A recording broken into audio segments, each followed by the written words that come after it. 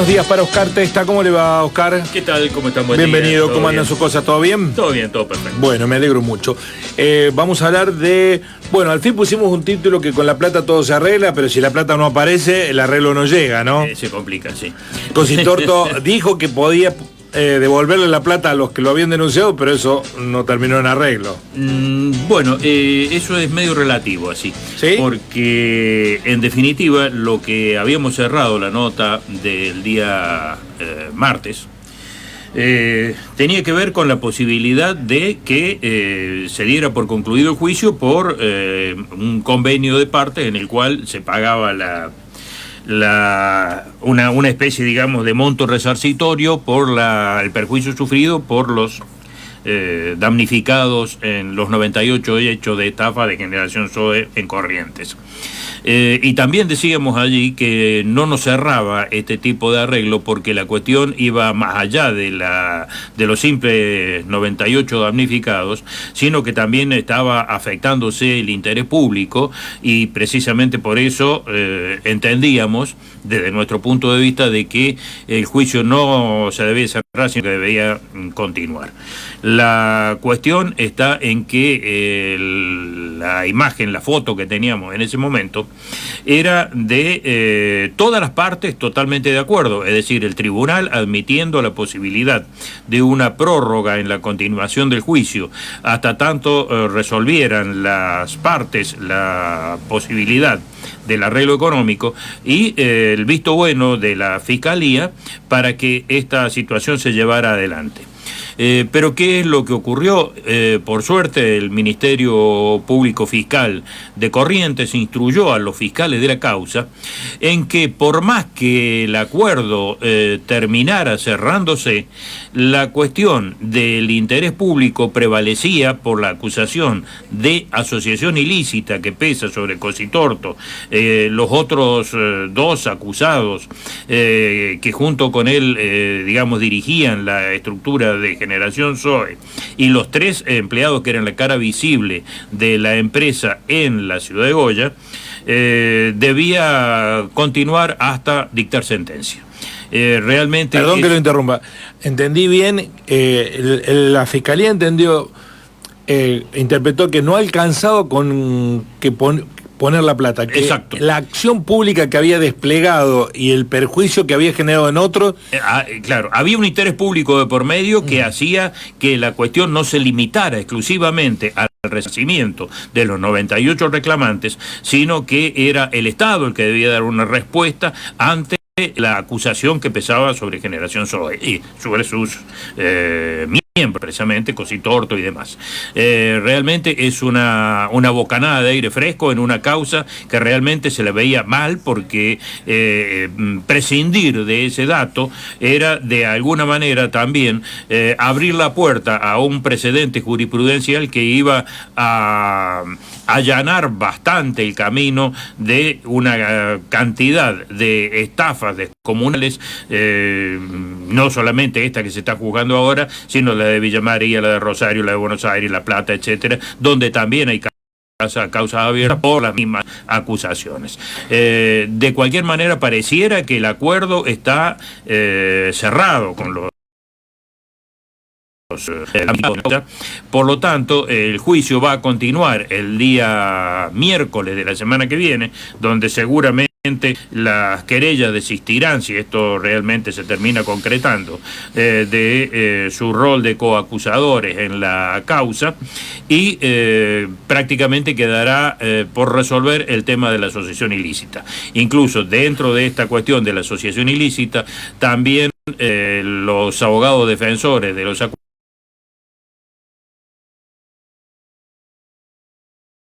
están peleando actualmente la suspensión de un juicio que también lo tendría visto el monto de años de prisión. En cualquier supuesto, la semana que viene tendríamos allí un panorama más claro. Todavía prácticamente el juicio en su tramo todavía no empezado, simplemente se leyeron las acusaciones y se pasaron a 2 cuartos intermedios, uno hasta el lunes de esta semana, el otro hasta ayer. el día visto el inicio de las indagatorias y declaraciones de los testigos. Bueno, da la impresión que es un largo recorrido todavía, ¿no? Daría la impresión de que todavía da mucha tela por cortar en esto, sí, seguro. Puede pasar incluso que ahora el juez interprete que pagando y los creyentes no acusando... Bueno, es que la cuestión de estafa quedaría fuera, pero todavía queda pendiente la de la cuestión de sí o sí va a seguir adelante, que es la de la asociación ilícita. Claro. Y dentro de la asociación ilícita todavía dentro de discusión habrá que ver cómo de los parámetros procesales de la provincia corriente la posibilidad de un juicio abreviado o de una suspensión del juicio. Y además, Oscar, empieza el factor antecedente, ¿no? Porque cuando determinen responsabilidad en un juicio, cuando vaya al otro va a tener los antecedentes del anterior. Eso es lo que estábamos tratando de desentrañar un poco, que es el valor va a tener precedente de este juicio con respecto a todos los otros que tiene que enfrentar Cositorto de acá para adelante. Si bien las cuestiones procesales varían de una provincia a otra, evidentemente que también la forma en que se interpretan la comisión de los hechos y la responsabilidad que le cupo a cada uno en este tipo de hechos puede llegar a tener que ver. Tenemos que ver que, por ejemplo, para el caso de una suspensión a prueba, lo que hay que tener en cuenta es fundamentalmente cuál puede ser la pena efectiva que terminen recibiendo en caso de ser condenados para concedérsela o no. Y en el caso de la suspensión de juicio, bueno, tienen la posibilidad de hacerlo, lo mismo que de abreviar por una pena probablemente de 3 años en su mínimo que se le puede aplicar. Digamos que si arreglan con todos los damnificados, los 98 que hay, puede ser un elemento que tanto el tribunal como la fiscalía lo pueden valorar positivamente y eventualmente podría recibir una que, digamos, de seguir hacia adelante, el mínimo de la pena son 3 años, si empieza a acumular condenas a 3 años, tampoco tiene garantizado precisamente el cumplimiento condicional de la pena, sino que por acumulación terminará con una pena efectiva también. Me parece que no tengo fundamento para justificarla, de que Cositorto no es un eslabón perdido, ni un llanero solitario de la estafa, ¿no? Es probable que sí, digamos. Porque que si no... Es mucho. Es mucho, es mucho. Exactamente. No sé quién puede estar detrás de Cositorto, pero hay mucha plata en dólares en juego ahí. Sin ninguna duda, sí. Hay algo que me da vuelta la idea de decir, che, este tipo solito hizo lo que hizo. Sí, pone la cara, evidentemente. Pero va a una cárcel y se transforma en el mediático, el show de la cárcel. Sí, de hecho... Para eso se necesitan recursos e influencia política. También, sin ninguna duda. Sí, solamente con ser un sujeto carismático, canchero, entrador y demás, no resulta suficiente como para llegar hasta esos puntos. No. De hecho, muchas veces eso genera el efecto contrario. La reacción más enérgica de repudio, pero si viene con charreteras que lo avalan. Exactamente. Aparte, digamos que montar de este tipo de estructuras de la noche a la mañana a nivel internacional es donde más hace sospechar ese tipo de cosas. Y precisamente el lugar donde tiene radicados los negocios Generación Zoe, aparte de esta ciudad de Argentina, ¿cuál es? Colombia. De allá también. Bueno, vamos a otro caso. Le vamos a poner nombre y apellido a eso. No, sí. Listo. Vamos a un caso en el que usted en la primera parte de los juicios tuvo protagonismo, un crimen terrible, horrendo ocurrido en la región. Debe haber sido tal vez una de las 2 o 3 causas más complejas que me ha tocado intervenir. Y fue el homicidio del joven del Corral, acá en el campo, en Chucul. Sí. Para quienes no lo recuerdan, esto ocurrió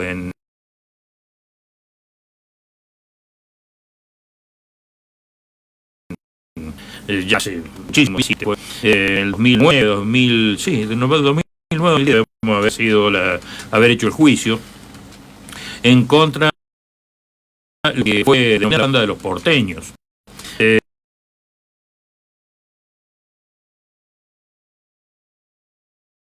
este fue el 7, es decir, había una venta de Hacienda con el negocio, un joven Rodríguez,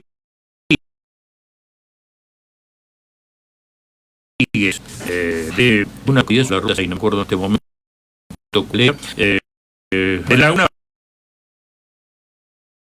para el lado de... Sí, ¿dónde está Ruta?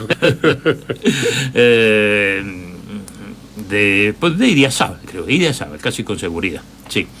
Eran esta gente, bueno, en contacto con esta banda de los porteños, de los cuales, bueno, dos eran del Gran Buenos Aires y un tercero era un norteamericano que estaba radicado también allí.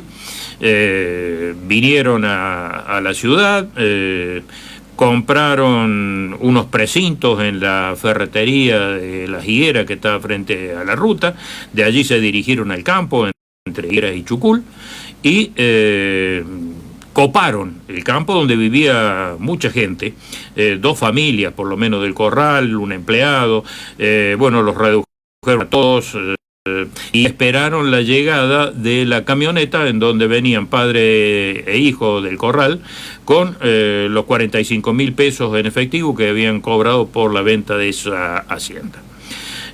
Una vez que llegaron al lugar, se percataron de que había movimientos raros en la casa, que algo estaba pasando. Del corralijo era el que conducía, hizo un giro en U, intentó escapar y allí recibieron una lluvia de balas. Una de ellas impactó en la cabeza del joven del corral y lo mató, otra pegó en la cadera del padre y lo dejó herido en malas condiciones. ¿Qué película le decían? Sí, se robaron los 45.000 pesos y se escaparon. De hecho, el empleado estaba en un galpón atado con alambre, la gente también estaba toda reducida en el interior de la casa, una cosa terrible. Bueno, la cuestión es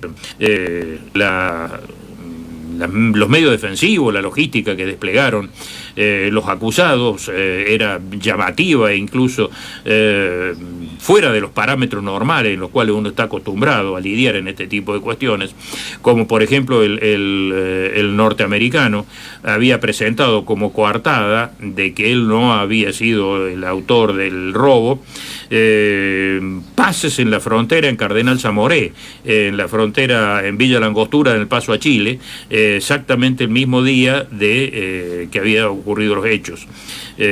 Obviamente todo material falsificado, elaborado como para alejarlo mucho del lugar. Tenían cierto grado de inteligencia para encontrar coartada, pero sí, no para evitar la torpeza de comprar precintos en las higueras. No, claro, exactamente. Los precintos los compraron ahí, se fueron. Lo que pasa es que tampoco los conocía nadie, o sea que no.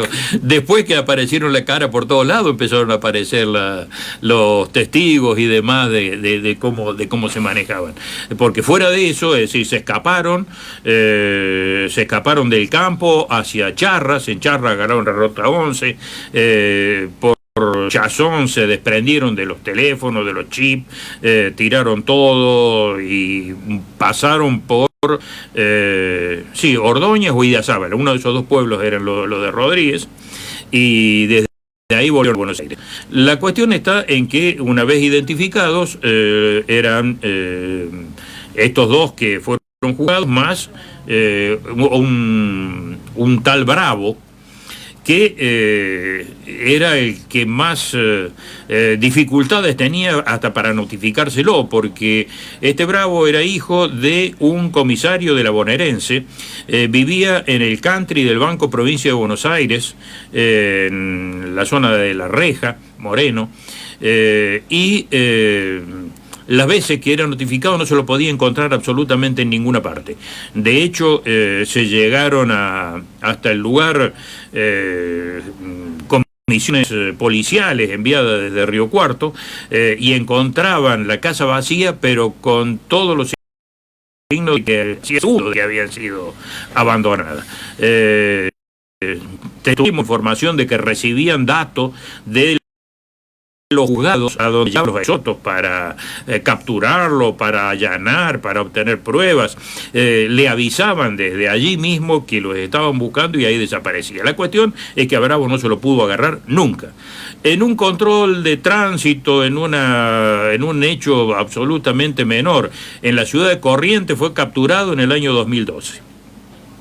Estuvo un tiempo preso, se vencieron los términos, en la pandemia no se pudo hacer la audiencia, recuperó la libertad y llegó preso al juzgado, a la Cámara de La Bulaye, que es la que tuvo que hacer el juicio dispuesto por el Tribunal Superior de Justicia, porque nosotros habíamos hecho el juicio en la Cámara 1, acá en Río Cuarto, y la Cámara 2 había actuado como Cámara de Acusación, es decir, había actuado con todas las medidas de apelaciones y recursos que se entablaban en el transcurso del juicio.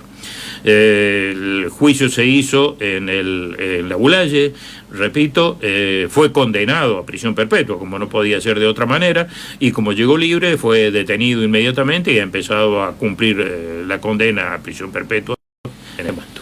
Bueno, el largo brazo de la justicia siempre se cerró, sí, tremendamente, principalmente todo el rural de Higuera.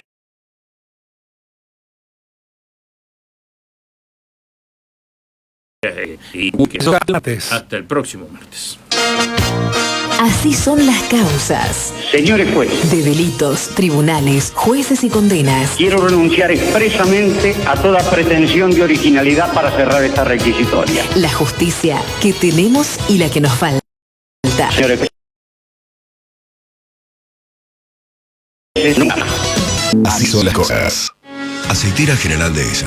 Desde hace más de 70 años, una empresa comprometida